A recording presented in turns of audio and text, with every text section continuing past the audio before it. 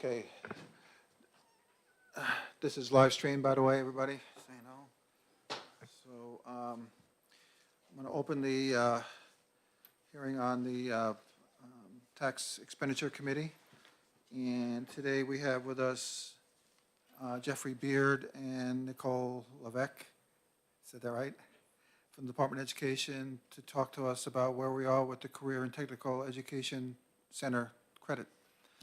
So if you want to both come up and just push the red button there on the microphone. And again, we want to know where we are, you know, how the program's working, and that's what this committee does. So we pass these laws, and then we want to say, well, let's look back, how we doing, and all that. Sure. Okay. So And I'm sure we fully funded you, not like the last one you heard last week. Yeah. 2 weeks, oh, not last week, on April 1st. So, thank you. Yeah. Okay. So recap. George, Okay. you have a hand up? So we've been doing this for a couple of years now. And do you need a recap of what the bill is and everything? Yeah, why don't you do that? Sure. So basically, what we have is a tax credit for businesses that are working with CTE. Before you go, I've asked Representative Burstein to be a replacement today, so just so you know. Okay. Hi. Thank you. So we have a tax credit available for businesses working with CTE centers that are donating time, equipment, or money. So it's typically 50% tax credit for businesses that are donating time. Like if they take on a student for an internship and they're paying them, they can get a credit for that student's time, the money that's paid to them, and for the supervisor working with them. If they're donating, they can get 100% tax credit, and they get 50% tax credit for time put into creating training programs for. So equipment is 100%. Correct. Time, 50. And money is 50%.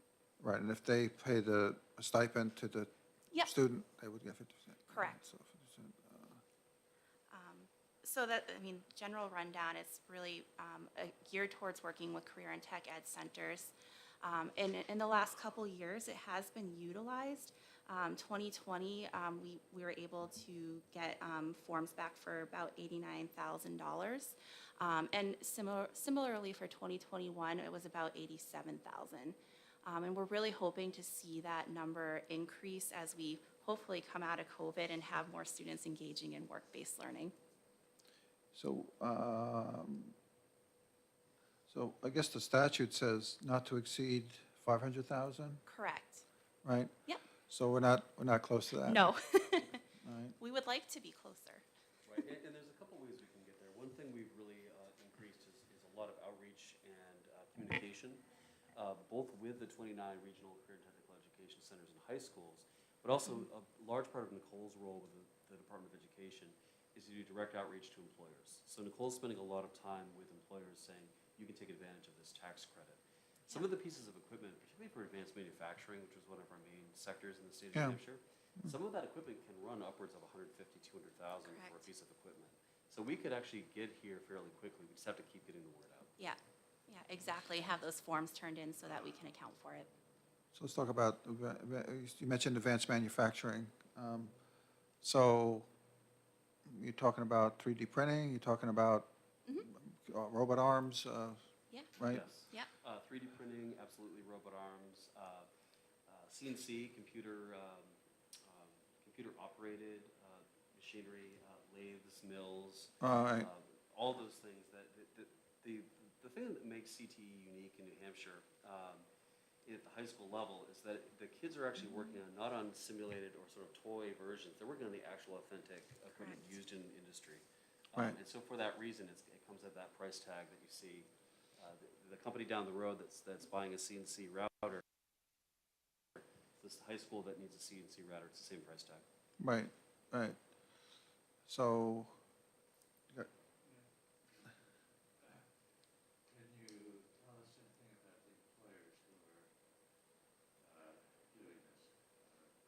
Yeah. Available equipment, money, whatever, location generally, throughout the states? Yeah. The last couple of years, most of our donation forms, have come in from Pinkerton Academy, and typically from Pinkerton Academy out in the Dairy area. And most of them have been for more of that time donation, working with students directly. There have been some equipment donation forms as well, but a lot of it has been that time and money component. And I wish I had in front of me a more accurate picture of what the donations were exactly. I don't have that printed out, just more the numerical figures of what was donated and how You much. mentioned Pinkerton Academy, does that mean that Pinkerton has done a good job of reaching out? Yeah, they have a really, really great. He's done a podcast on this with Senator Waters. He's done a lot of outreach to businesses. At a state level, I've been doing the same, trying to educate work-based learning coordinators and directors at the different career and tech ed centers about this tax credit, but also reaching out to employers and saying, if the center is not bringing this up, please bring it up to them or me so that I can help you get the credit. How many CTEs are there? 28, right, Jeff? There are now 29? There are now 29. 29. We just approved the North Point CT Center in Clobrook, New Hampshire. That's our newest CT So center. that just brings it to how approved. many? I'm sorry. How many? The North Point CT Center, that's in Clobrook, New Hampshire. And Is number what? 29. 29. And we have seen this year arms come in from different centers as well. So I've had a few come in from Keene this year, and definitely still the Pinkerton Academy and the Milford CTE Center. So, more questions, Dick, at the moment? But just trying to get an overall picture. Yeah, yeah. So CTEs in general, numbers of kids involved in CTEs, is it up or down? COVID has had its impact on that among There was a slight dip. One thing we do see is that we're pretty steady with about 9,500 students annually that are taking part in CTE. There have been, across the state, some slight dips, but they've bounced back. The enrollments are pretty robust for the upcoming year, so it'll probably be about what we've seen, that 9,500. One thing we do see is that although our high school enrollments continue to tick downward a little bit across the state, CTE enrollments remain steady. So let's clarify that there's 9,500 students that are active with the CTE program, and there's 29 locations. So what, are the locations existing schools, or what are the locations? They're in existing schools. So the CTE centers are regional programs that are available to students from sending high schools within the region. Right. But they're housed within high schools. So like Exeter, I think Exeter has one of these, doesn't it? Yes, yep. Right, right. Yep, Sequel School of Technologies in Exeter.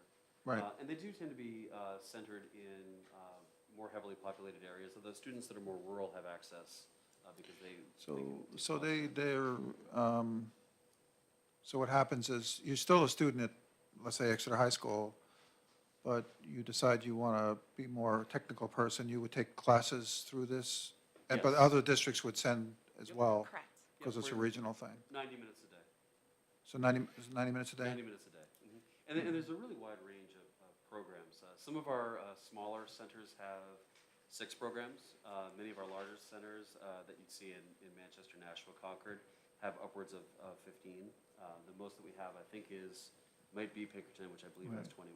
And then it would be the centers that reach out to the businesses to say, hey, Yeah. you know, this is I mean, to me, this is it's a great program. I mean, but because we need in the work, we need, as far as more businesses haven't really jumped on this, because we need Yeah. to create people who know about this stuff locally. Right. And It continues to be that outreach problem, Representative, where the centers are beginning to do a better job about it.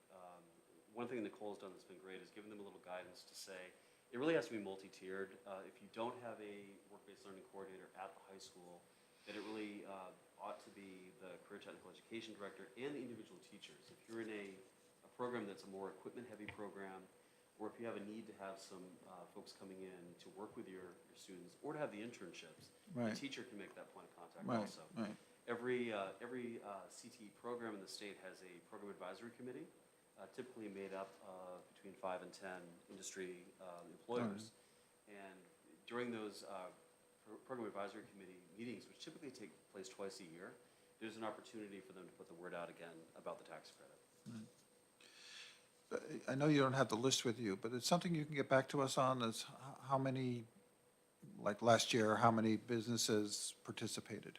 Yeah, actually, I can give you how many businesses participated.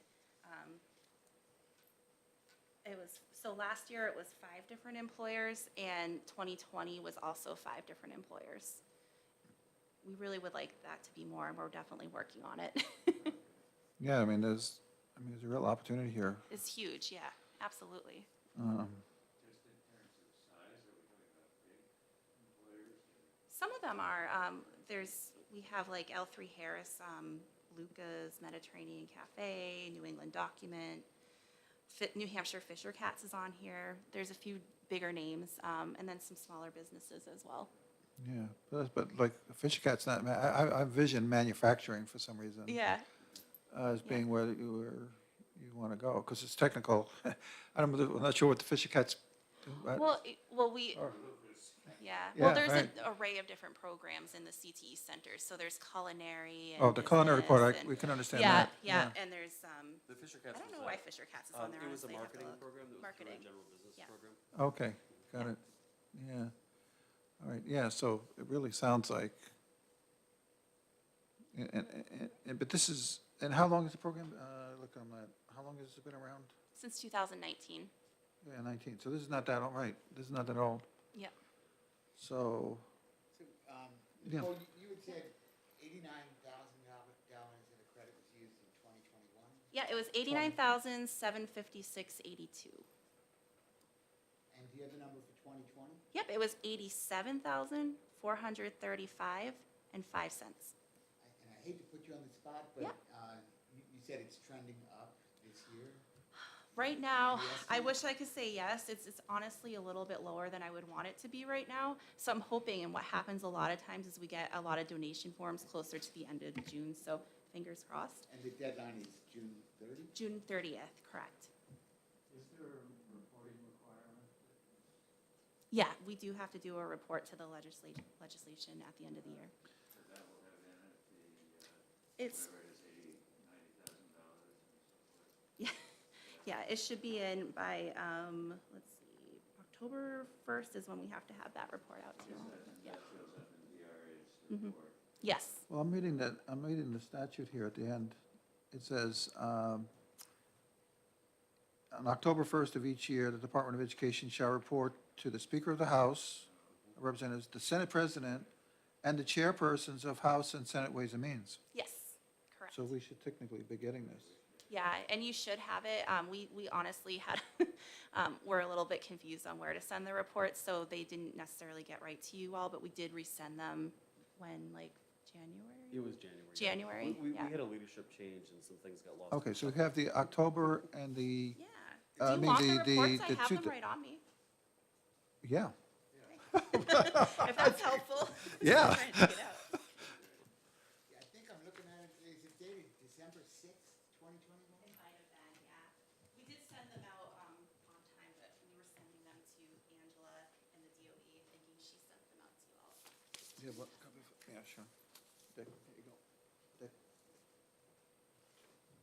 Well, I also have here the DRA's report, Okay. which is the tax expenditure and liability report.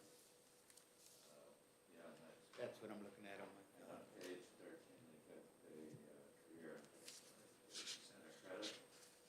And it's of no use because at the end, after describing their reporting obligations, the department says that as of the start of the credit through fiscal year 2021, the number of organizations obtaining the CCE credits are insufficient to disclose any information. Yes. So we've got that problem. I'm glad that's it. Yes. You're welcome. Okay, so we have the exact numbers and everything here. Yep. Yeah, yeah. And all who they are. Right.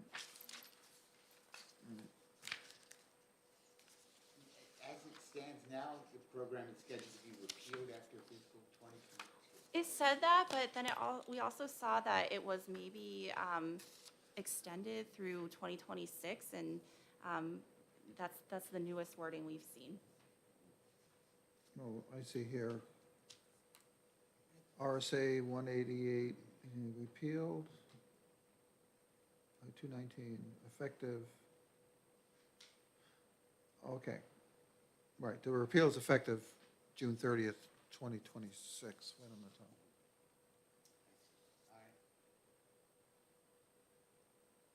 All right. All right, it sounds like we got to hustle a little bit here. Yeah. It's going to be repealed before you know it. So, okay. Yeah, you would think, so as Department of Education, I mean, vocational training is important as, Oh, yeah. as, you know, going to college kind of training.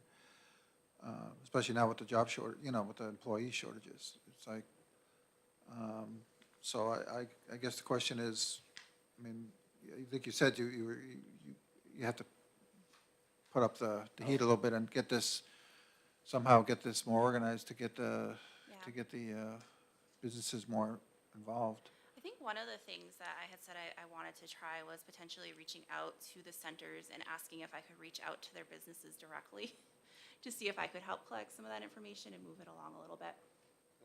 Yeah. No. Well, what do? They probably reach out to businesses that are in a general area, right? Obviously, because there's travel issues, the kids, they can't travel, you know, halfway across the Yeah. state. So, and then, they pretty well, the current 29 centers are kind of distributed across the state pretty well? They're very well distributed. If you look at south to north, they are clustered in population centers, so there are more centers in the southern part of the state. Right. But we're pretty well represented in the North Country with 6 CTE centers that are all up Right. in the northern part. We also have a number of centers that are located in Vermont, where some New Hampshire students take CTE in Vermont. But the Vermont centers don't qualify for this, For the thing. obviously not being in the state. So of the 29, some of them are in Vermont? The 29 is New just Hampshire? in New Hampshire. Oh, but there's also Vermont ones, okay. Yeah, and to date, we don't have any Vermont students attending in New Hampshire, but that will change with the Colebrook Center coming on board. There will be Oh, some okay. Vermont kids that will come. It's right over the border there, yeah, Yes. yeah. So, okay. You know, we have tax credits to encourage giving behavior that wouldn't otherwise occur. I mean, that's sort of the idea. There's a public purpose that's served and is served by tax credits like these. And so the question here is, the participation rate has been pretty low. So well, I guess I have 2 questions. One, has there been, is there continuing to be gifts coming from businesses where the businesses don't bother with the tax credits? You know, maybe that's happening. I don't know. Yeah. What do you think? It is. I think that is Yeah. likely happening. I will say, though, that the amount of paperwork is not onerous. It's not No. an additional burden on the employees. It's a very straightforward process. So I don't think that's a barrier to participation. I really think probably it's really just not front of mind for a lot of the folks that maybe are giving gifts. So again, it just goes back to our needing to double down on outreach and making sure that Nicole continues to let employers know, and that also that the CTE centers continue to let employers know. What we really don't want to happen is that businesses that have been giving as a routine thing, this is what they do in the community, learning that there's a tax credit available, oh boy, now that's a lower amount in our budget net of the tax credit, and there's no change, you know, and same position we were at when we started out the program, except there's a little more tax money involved. Right. So do you have any sense about that? I mean, is there any shifting over and the same level of giving? Not that I've heard of. Honestly, I've heard of centers still receiving donations and having students be able to do internships. And honestly, I've been trying to figure out why they're not using this credit. So that's something that I've been really trying to hunker down on and say, we have this, why aren't we seeing the forms come in? And, offering my assistance in any way possible to make sure we get those forms in, because really we can't do much without the paperwork. I think this is saying something, Dick, to us, isn't it? It's a little bit. It's saying that some of these businesses are just happy to have these students come in and even donate because they know that they need, because for them, they can harvest them when they graduate Yeah, to do the work. absolutely. And it's nothing like putting them in a position and then they get to evaluate them too, as to, whether they, would cut it, when they graduated. So they probably just find it as a, something that's advantageous to them without filling out the paperwork and do all of that. But, so I don't I know. don't know, it's an interesting question. Yeah. How do we judge that? Do you have any knowledge, like, didn't the Fisher Cats just rebrand to like the Chicken Tenders or something? Chicken tenders. Oh, I don't know. Tell me more. Did the Fisher Cat intern, any idea if they continued with the Fisher Cat? I don't know, but I can certainly probably figure that out. I just have to go back to the center and ask.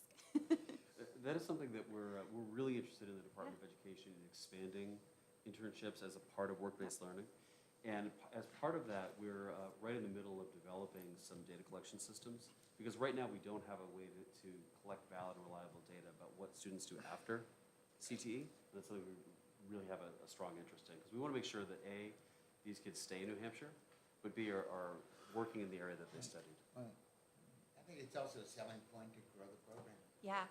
Hey, and we also, something kind of cool, we have passed back in December of 2021 by GNC a new program with a reimbursement or a wage match for employers that they could also, potentially use hand in hand with this tax credit to give them more incentive to work with students as well. So it's exciting. So did the students get, this is a random question, did the students get credits for In some their- situations. Hmm? In some situations, yes. Sometimes, no. It depends on the school and if they're offering credit for that experience. I want to say most of the time they would be getting some sort of credit. Generally speaking, some sort of elective credit. Yeah. Yeah. So the University of Buffalo found me, when I went to school 10 years ago. So I'm on the Dean's Advisory Council for the engineering school. And experiential learning is up there, Yep. that they want, and most of the programs do have, it's like a day or two a week that they would work with a local business. And there's no money exchanges hands, so the business is just happy to have them, just like we were talking about. But the kids do get credits for that, a credit or whatever it is for that. Yeah. So, What I think too, we shouldn't lose sight of the equipment donation, which is really a big part of this program and a key part of this program, because the equipment is, the state of New Hampshire receives about $6 million in federal Perkins money every year. But that federal Perkins money, when all is said and done, ends up being a little bit per center. We have 29 centers. There's about $5 million that goes out in distribution to the community college system and the high schools. And so at the end of the day, some of our less resourced centers, Claremont, Newport, some of our centers in the North Country, are really receiving less than $100,000 in an annual Perkins allocation. If a piece of advanced manufacturing equipment costs $150,000, that's their whole allocation for a year. They can't spend that money on anything else. right. Well, I mean, these 3D printers aren't cheap. Absolutely. No. Or auto lifts, Or- or right, a number of right. other. Well, that's a whole other area, right? They do auto, auto mechanics are now auto technicians, Yes. literally. It's all electronic, right? Yes. I mean, it's, In I the said, where's the dipstick in my car? There's no dipstick. Right. Oh, okay. It's all sensitive. Sorry. And then when I first bought my car, the ones, you have the setting that when you stop at a red light, the engine stops. I goes, that's got to be tough on the starter. He says, what's starter? We don't have starters. It's just a solenoid or some kind of thing. I said, well, Bob, I'm from a different era. So, It is remarkable. Some of our centers that offer within their auto tech program multiple certifications from different employers. So you could have a young person who decides to concentrate on Toyotas, or someone else that decides to concentrate on Fords, and be ready to work for that dealership when they come out, and the dealerships are Yeah. thrilled to get them. you can't say Toyota to a Ford guy. No. So I had, one of my committees at Buffalo, we have a guy worked for Ford for 30 years.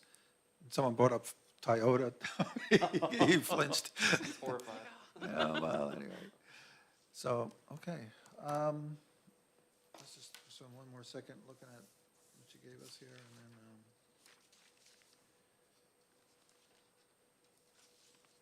so is there,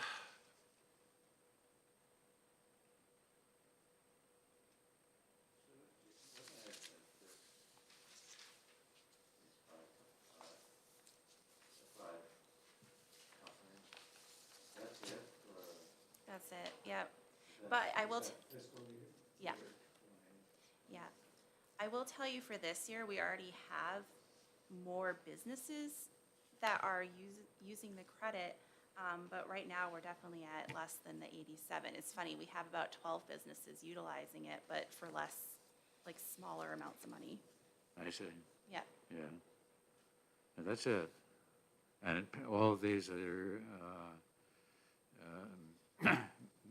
benefiting Pinkerton Academy's programs. Oh, yeah. Yeah, Absolutely. that's it. Well, And this year, we have, three CT centers, which obviously is better than just Pinkerton utilizing it, but we want to bump it up to, all the centers using it theoretically. Because even if they, each center had one large Yeah. donation, that would get us closer to that 500,000. well, well, it just seems like it's about promoting this more. Yeah. I mean, it's a good program. It is. I guess the only thing I'd ask is there any way we can find out how many companies are donating time, equipment, without asking for a tax credit? Is that something we can ask the 29 centers to see if they have any sense of that? Yeah, I can certainly look into it and see what information I can get back. Right, yeah. because that's a piece. If it's like a big percentage that are doing that, we, saying, well, because right now, I mean, time's out, what did we say? What year did time out? It was, What, on our, time's out in 26. yeah, yeah. So we're approaching 22. So, yeah, we got got a bunch of years. ways We to got a go. ways to go, yeah. Well, I think we're missing Senator Gaida today, and we'll have a meeting in the fall, is that right? That's what we're gonna do. And we'll have a report from you by the end of, well, in July. So we'll have another year of Run over information. data, yeah. That'll be helpful. And, Yeah. if you have additional information about, that you could convey to us that sort of addresses this question of apparent under-participation in the program, that would be really helpful. Sure. And I don't know what else you might have, Pat. But that's,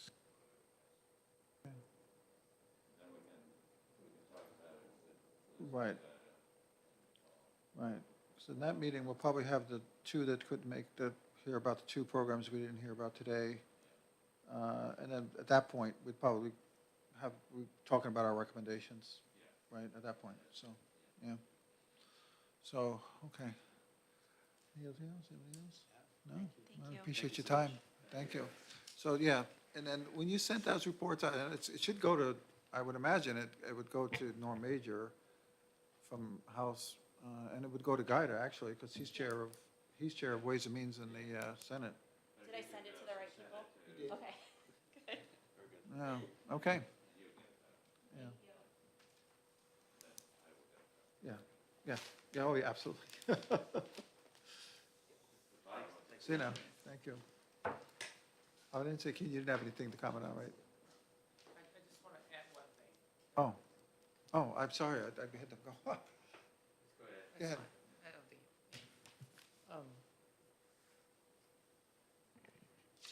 Kim Ming Wong, Department of Revenue Administration. There was a bit of talk about the tax credits from this program. Just want to highlight that for the business profits tax purposes, the credits that's allowed to be claimed shall not exceed 25% of the tax due for that particular taxpayer. So just want to make sure that that's aware, that people are aware of that. Yeah, that It is, doesn't sound like they're giving it a level right now that we get into the trouble with that. yeah, Specifically. yeah. Right. So maybe that's a limiting factor, I don't know. Not exceed 20% of tax due, okay, right. 25%, 25% of the tax due. 25% of tax due. Okay. Well, we can work backwards to kind of get a sense of revenue, you know. Does that seem onerous? I don't think so. What do you think? I'm not sure because this was in the bill when it was first introduced. So I'm sure during then probably analysis was performed and that was the number that was decided. Okay. Yeah. I'm not seeing that 25% in the RSA, and I'm sure I'm just missing it, but can you point to it? Yes, it's on the business profits tax RSA, so it's on the chapter 77-A. It's on RSA 77-A:5, Yeah, it's which is pointed to for it. credits, It's pointed to it here. It's, and it's Roman under- there it is. 16. It's pointed that way, that's why you don't see it. Thank you. Yep.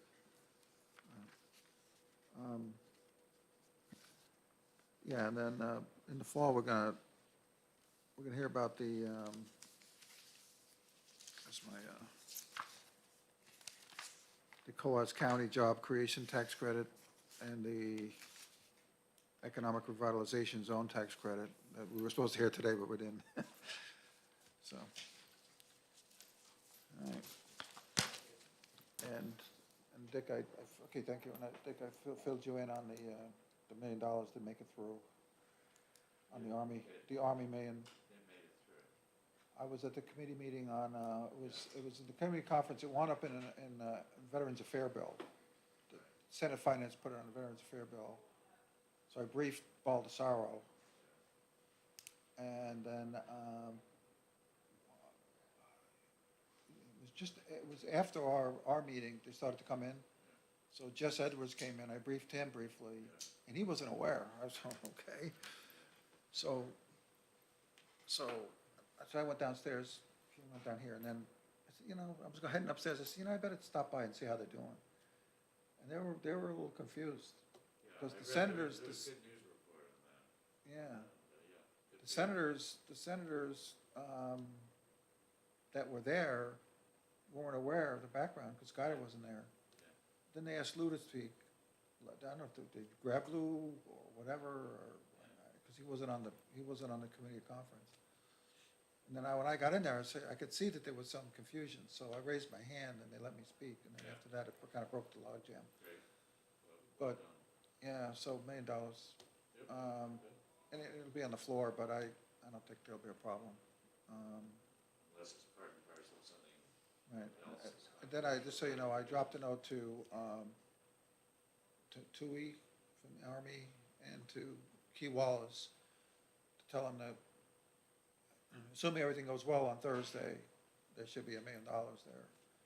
And if the governor signs, I'm sure he'll sign it. But just so you know that we did act, we did follow up.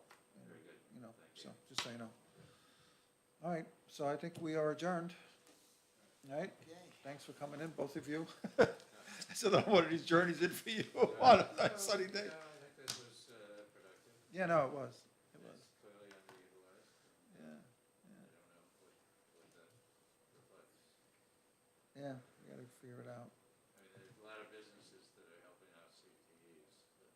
Right, right. And it's just, they see